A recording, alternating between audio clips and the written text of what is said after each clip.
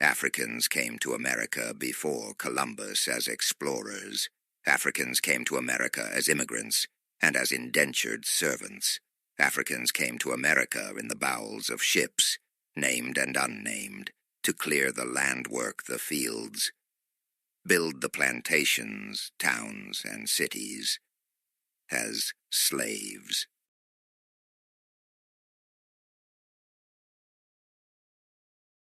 Hallem. His grayed hair is hidden under a well-worn floppy fedora. A thick bushy mustache conceals a good portion of his leathery brown facial features while being complementary to the gray stubble that covers his chin. His clothes have the cut of a 19th-century Eastern gentleman who has been wearing them daily for quite a few years.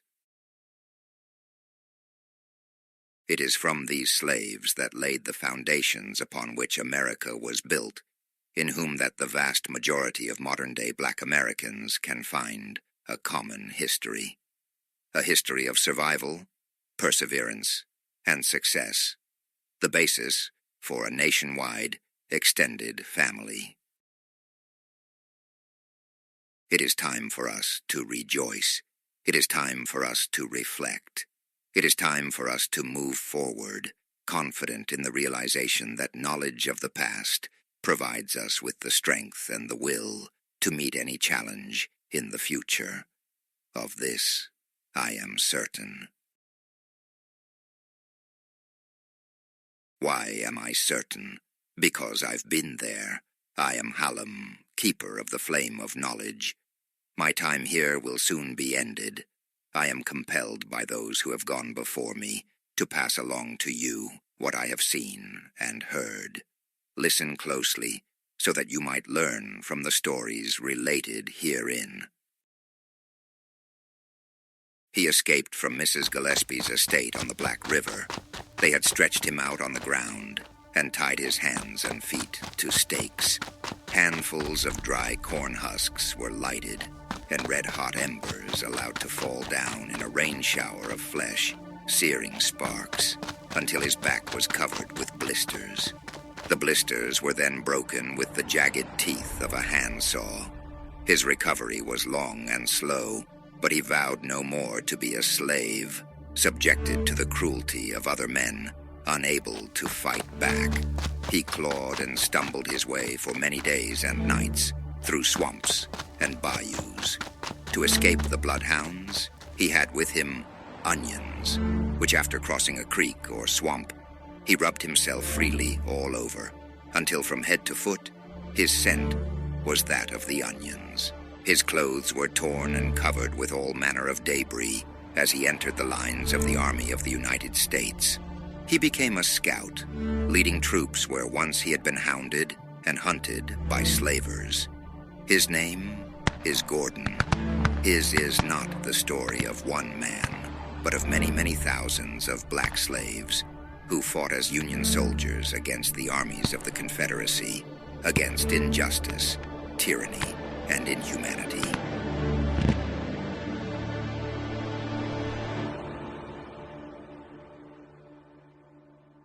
Her birthplace was Dorchester County, Maryland. It is said that she alone led more than 300 of her comrades out of bondage. They called her Moses. Go down, Moses, way down in Egypt land.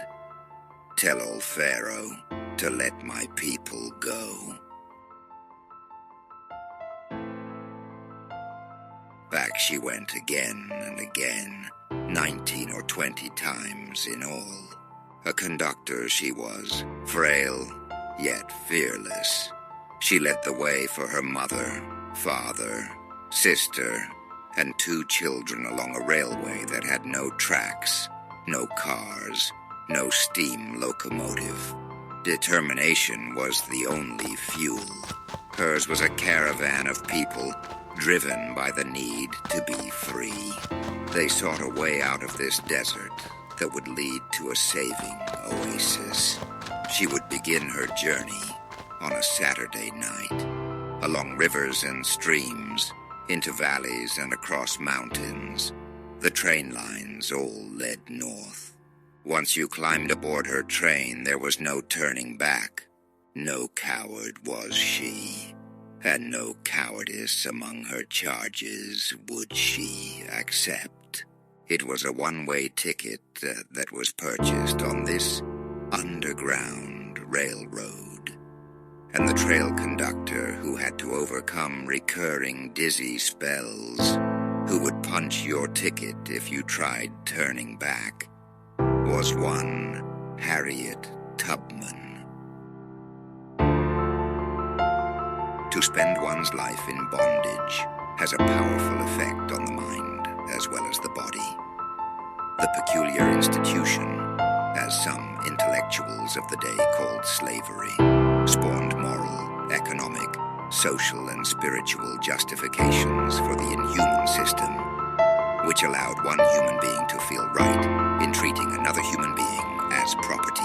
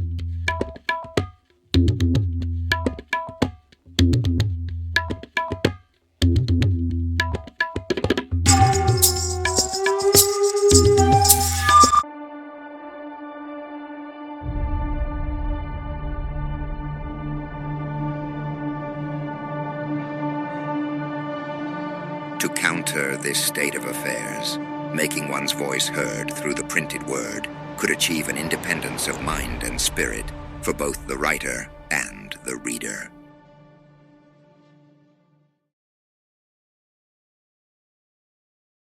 Her words were first published in 1770 in poetic form. As a young girl, her owners have allowed their property to cultivate her mind. Learning to read, she became interested in history, astronomy, geography, and the classics. Later, given back her personhood through manumission, she journeyed to England. There her lyric poetry became popular. While her voice does not address the questions surrounding the peculiar institution, she was living proof that it was possible for a woman born on the dark continent of Africa to give pleasure to others, not with her body, but by the liberating constructs of her mind. This woman poet was Phyllis Wheatley.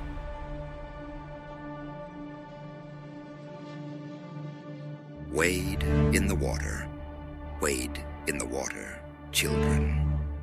The song was sung by workers in the fields to let those who were laying low while making their freedom dash, that the overseer and slave catchers had brought the dogs, and it was time to make for the nearby creek or river to throw off the scent and confuse the hounds.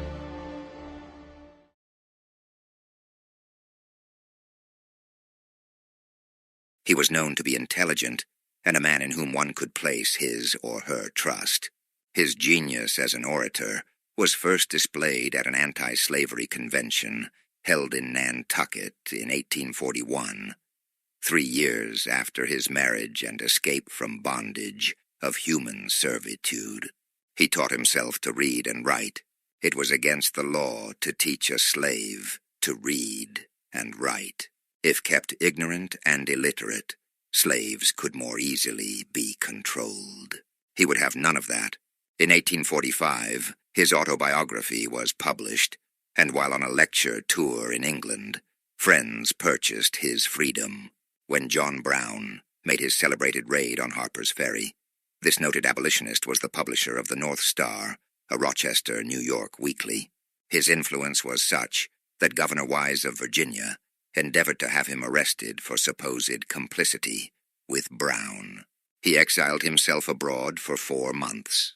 When the Civil War broke out, he lobbied fiercely for the use of colored soldiers in the conflict and for the emancipation of all slaves in the South. Abolitionist, orator, lecturer, publisher, statesman, and former slave. His name, Frederick Douglass. That they are endowed by their Creator with certain unalienable rights, that among these are life, liberty, and the pursuit of happiness. The Declaration of Independence.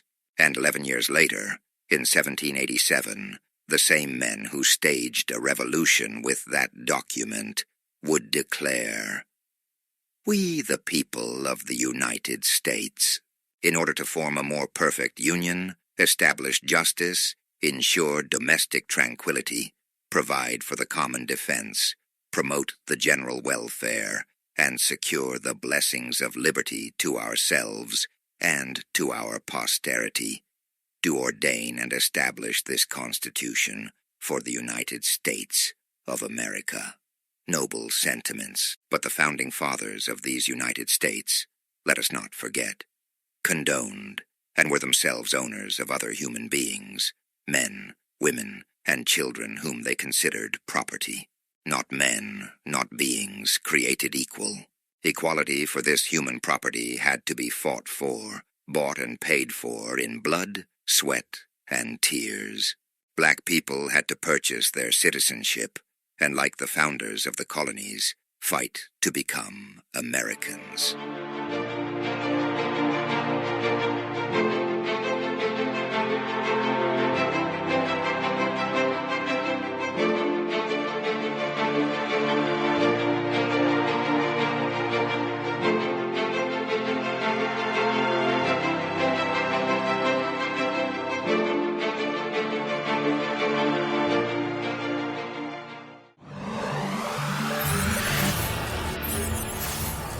What?